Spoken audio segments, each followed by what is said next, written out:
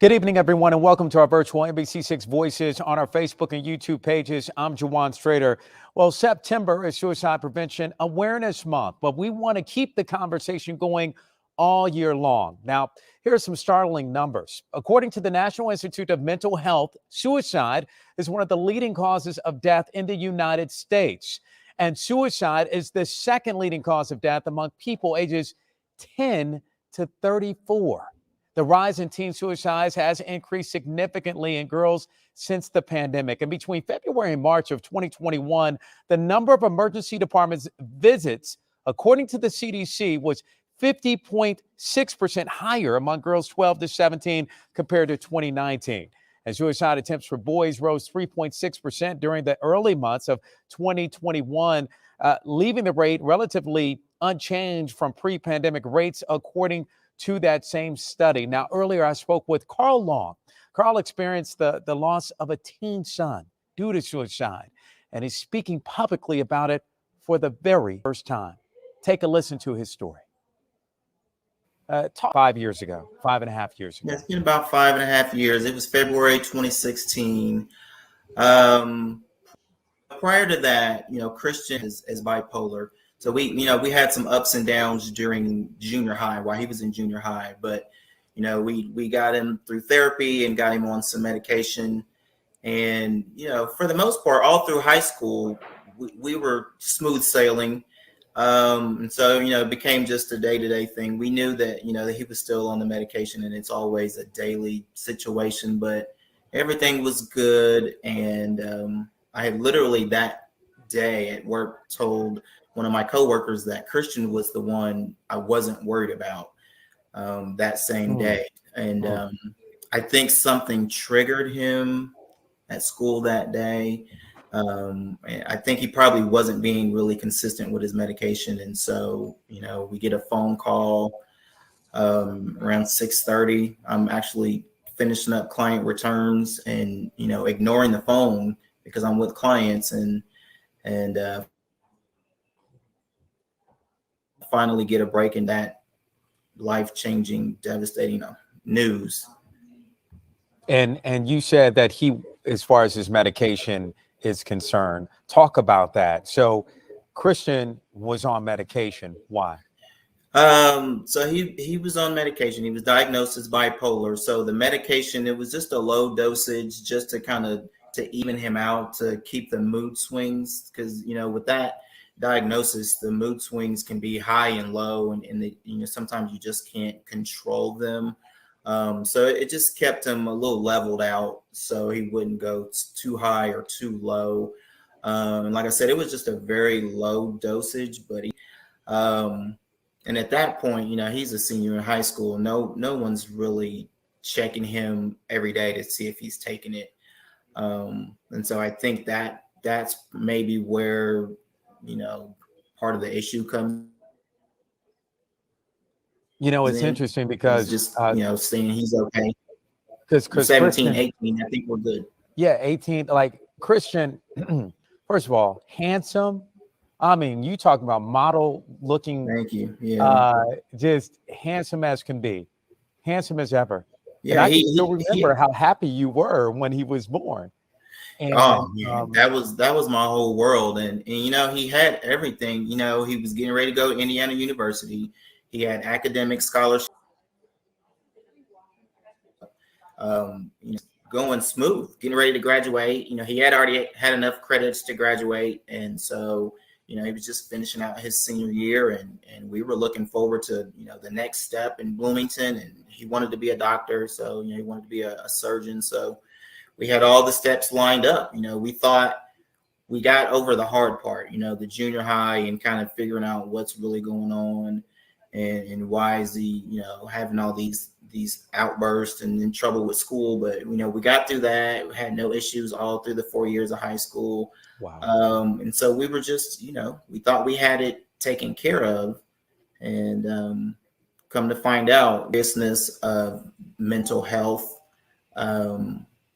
I thought it was something that it was more pull up your bootstraps and make it happen. But it's really something that can't be handled that easily. it's what I've learned is the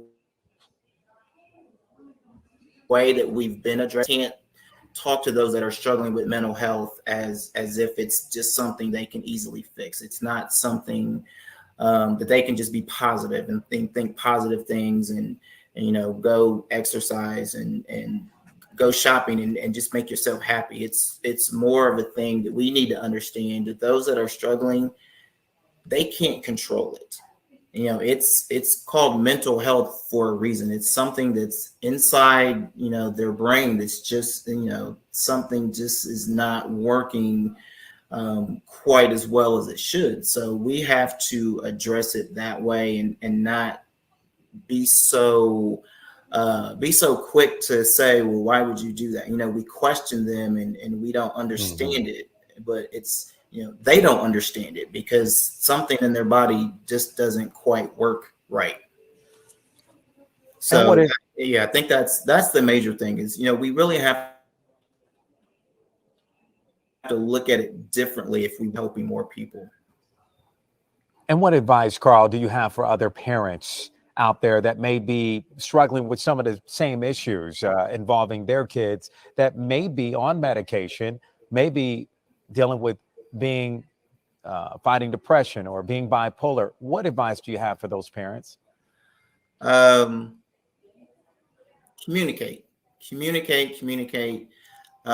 Understand that there's more to it. So it's not just a surface level type of issue. This isn't, you're not getting your schoolwork done. So communicate with your kids and understand that it's not a simple fix. So always be open and understand that if they say it's one way and it doesn't make sense to you, it doesn't have to make sense to you. Take their word, and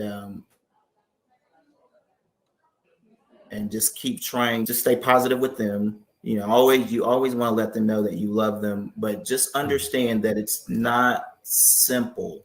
So it doesn't have to make sense to you. It's not going to make sense to you or them, but just keep staying positive and keep communicating with your child, and just stay hopeful and prayerful. We're still praying, through this, through our continued grief, and um, for us, I think our youngest child is the biggest reason that I'm able to. You asked me about coping. Yes. That's how I cope now. Is I know that Carly, needs me to be fully there mentally, so I can't just, shut down. And I think without her, I think I would have shut down completely after Christian passed. So, stay hopeful, communicate. Doesn't make sense. It's not going to make sense, but keep fighting. And what about the fact that there's social media now, Carl? And 5.5 years ago, we had social media. I don't know if we had it to the extent that we have it now, but Mm-hmm. when it comes to Instagram, when it comes to Facebook, when it comes to now teens having to deal with the pressures along with their mental health and some of the negativity that may come their way on social media, do you think that impacts uh, or negatively impacts some teams as well? Do you think that's another challenge that we have to Yeah, deal with as parents? absolutely. I think it's just it's a go-to now. It's so prevalent. Suicide is just out there, and with all the social media, you see it all the time. When we were growing up, I don't recall really ever hearing anybody committing suicide, and now it's the thing du jour. So that's all they know. It's their go-to method to resolve everything. So yeah, I think social media is really not helping us, and we've got to um, help our kids not rely so much on social media and what people are saying, and really be able to look inward introspectively, and look at the positive things that they've got going, and not worry about everything in the social media, IG and Facebook and Twitter and whatever. It's just not that important. But for whatever reason, this generation, it's their go-to fix. It's a permanent, temporary issue, but they don't see it that way. That's just like their only option, and it seems like they're taking it that way. Amen, Carl. Thank you so much for joining us for this important discussion, my brother. We wish you, and I wish you, especially as your good friend, continued healing on your journey. I know this isn't easy, and I thank you so much for sharing your personal story, because hopefully you're saving lives in the process. So thank you so much for joining us for Voices. I really appreciate you, brother. Thanks, Juwan. Appreciate it. We can save some lives. And you heard it right there. So we can save some lives. Carl, I thank you once again for joining me on the show.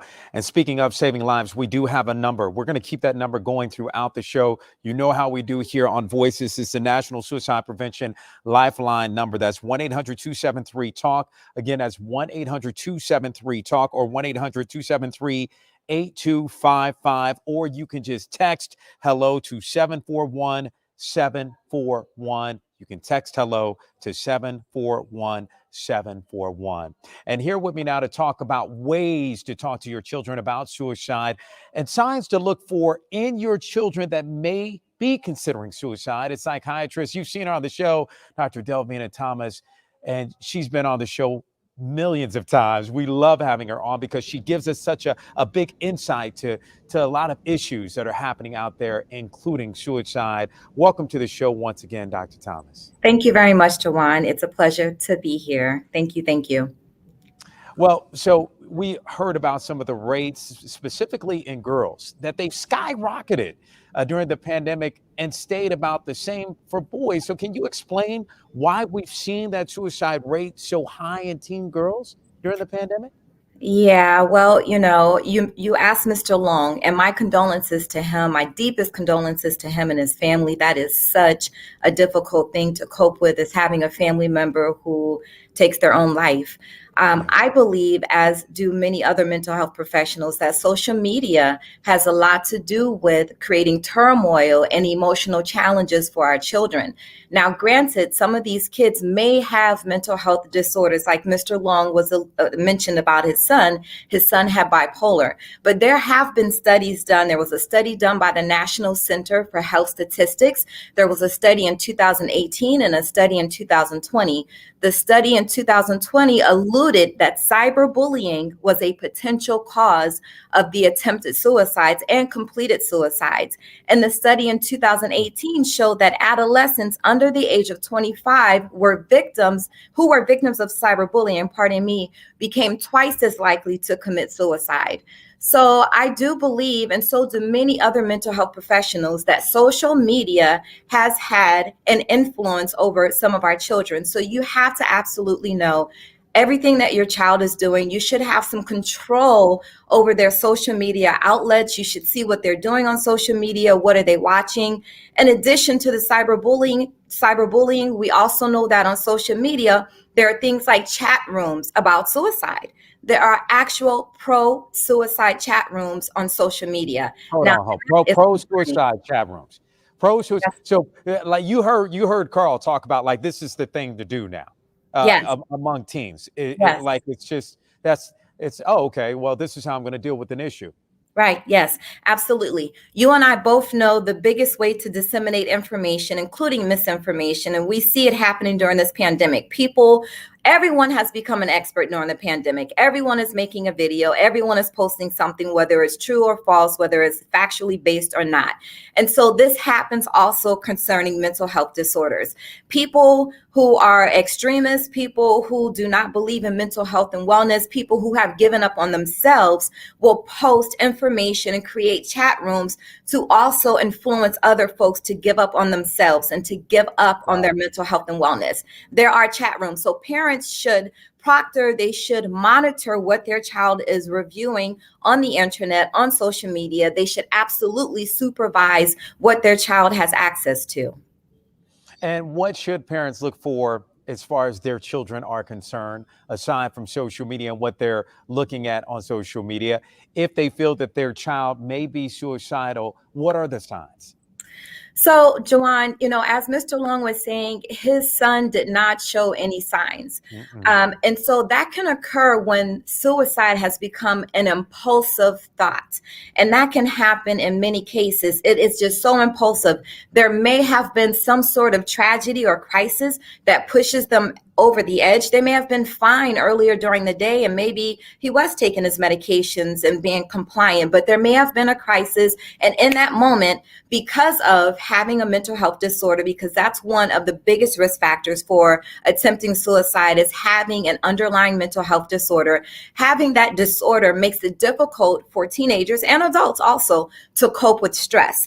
So if something happens, it overwhelms them. Impulsively, they may think about, I just don't need to be here anymore. I want to kill myself. And some people will take out the action. They will execute that task. Now, when it's not impulsive, you will see some warning signs. Like sometimes people will talk about suicide or death in general. They'll give some sort of hints about not wanting to be around anymore. They may look more sad or more depressed or more blue than usual. They pull away from family and friends. They don't like doing activities they used to like to do. They might write songs and letters and poems about death. They start to give away their favorite things. They are not eating and sleeping the same way they used to, and they're engaging in risky behaviors and activities. And what are some of the ways to help people who are battling some of these things? I mean, we gave the suicide prevention hotline number, the text line. You even had another number that you sent me that we did not post, but there's another number as well. So what are some of the ways we can help those that are facing some of these issues? Yes, sir. And my apologies for that. This 988 number is a new number. It's the newest updated number to make it easier for folks to remember, because, if you're in distress, you may not remember to call 800-273-TALK. But if you have your smartphone handy, you can Google it. But there's also 988, and that's under the National Suicide Prevention Lifeline. But the thing that we have to do to protect our children and protect our family members and our husbands and our wives and our parents, because suicide is a problem also in adults ages 85 and older. It's become a problem in that age group as well. To protect our loved ones, we got to provide them social support. That's one of the biggest things anyone can do, is to be supportive socially. We know that social networking, social comforts, social connections act as a buffer against the impact of stress and negative life experiences. People don't like to feel alone when they're going through challenges and things that are happening in their lives. They want to feel like they have a support system. Being alone just makes them more at risk of feeling sad, feeling depressed. And when you feel sad and depressed and you develop major depressive disorder, let's say that's one of the illnesses someone develops, that makes you more at risk of thinking about suicide. So we have to do that. And we also have to teach our children and our family to communicate. And when they communicate with us, we got to have effective communication. Effective communication is not just what you say back to them and thinking about, okay, this is what I'm going to tell him or her. You have to listen to them and be empathetic. Provide them an empathetic ear. Say, oh my gosh, I'm so sorry that you're going through this.